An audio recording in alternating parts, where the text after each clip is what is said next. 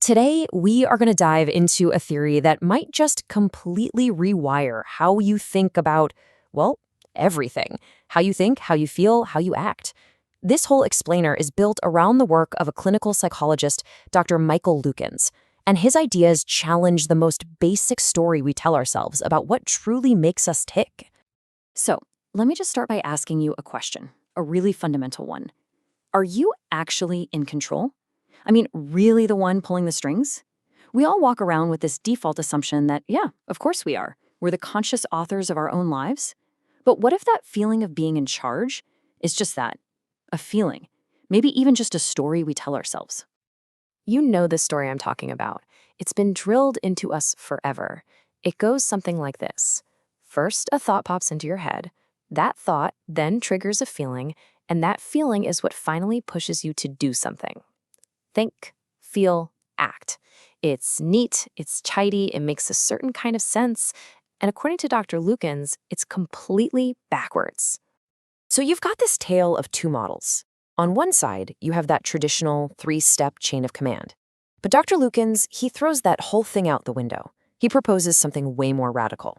He collapses that entire process into one single unified event that he calls emotioning. In his view, the moment you create meaning is the exact same moment you create the impulse to act. They're two sides of the very same coin. Okay, so before we can really dig into this force that moves us, we have to talk about the world we're moving through. Because according to this model, we're not just passive observers living in the world. We are constantly, actively building our own reality every single moment. And the foundation for this whole idea has a name. It's called radical constructivism. Now, what that means, in simple terms, is that there isn't some single objective out there reality that we all just tune into. It's not like we're all listening to the same radio broadcast.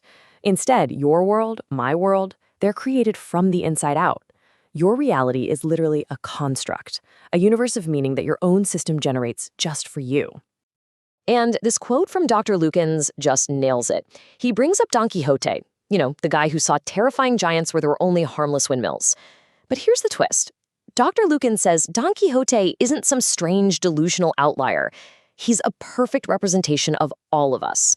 We are all creating our own meaningful worlds. And in those worlds, what we perceive is what's real for us. So, if we're all Don Quixotes, living in these realities we've built for ourselves, then what's the force that actually moves us around inside them? Well, this is where we get to the absolute heart of Dr. Lukens' work, a theory he calls the physics of emotioning. Now, this is so important to get right. Emotioning is not just a fancy word for feelings or emotions. Not at all. Think of it more like the underlying physics of your personal universe. It's the process where meaning itself has a force, a kind of gravity that pulls you in a certain direction. It's what dictates what you want and what you do. Let's actually look at the map for this, what Dr. Lukens calls the emotioning circuit. It all kicks off at the bottom with what he calls an activation object. That's literally anything you encounter. Now follow the circle up the left side. That's your sensory system taking in information and actively, and I mean actively, generating meaning. And here's the magic. That meaning doesn't stop. It flows seamlessly over to the right side, the motor side, and becomes action. It's one continuous, unbroken loop. To perceive meaning is to generate the impulse to act. Now, to make this idea really stick, Dr. Lukens uses this fantastic analogy. Imagine your entire motivational world is a giant cookie sheet, and you are a single drop of water on it. Every meaning in your world has mass, basically how important is it to you, and it has proximity, how close or immediate does it feel right now. Well, together, those two things create a tilt in the cookie sheet. A really important, really close meaning creates a super steep tilt, and whoosh, you move without even thinking. A bunch of small, distant meanings, the sheet is almost flat, and you feel like you're just drifting or choosing where to go. But in every single case, it's gravity doing the work. Okay, so if this emotioning force, this gravity of meaning, is what's really in the driver's seat, then what in the world is that little voice in our head? You know the one.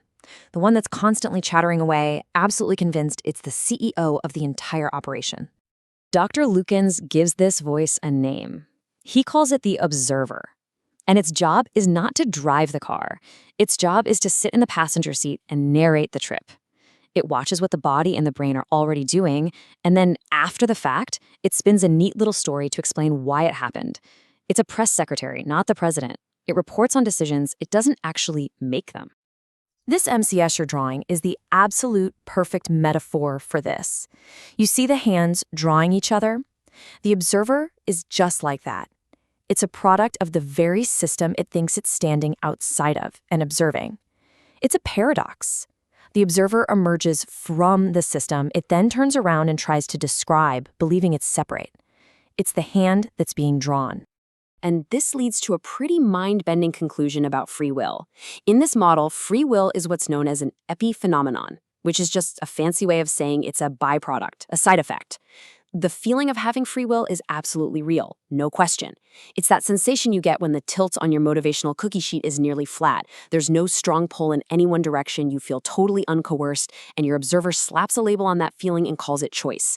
But it's the experience of choosing, not some independent power to actually choose. So if we aren't consciously choosing our path, where does real power come from? Well, this quote, which Dr. Lukens often refers to, points us in the right direction. If our realities are built entirely out of meaning, then the ultimate power game isn't about controlling actions, it's about controlling definitions. The real struggle is to define or be defined, to create the meaning that shapes the world. Okay, I know this can feel like a lot. If we're not in conscious control, if we're being moved by these forces, does that mean we're just helpless puppets? No, not at all. It just means we need to completely redefine what it means to live an authentic, powerful life. According to Dr. Lukens, the central conflict we all face boils down to a choice between two stances. The first is refusal. That's when we fight against our own reality. We pretend we don't feel what we feel, we deny that things mean what they mean to us, and that, he says, is the root of all our suffering.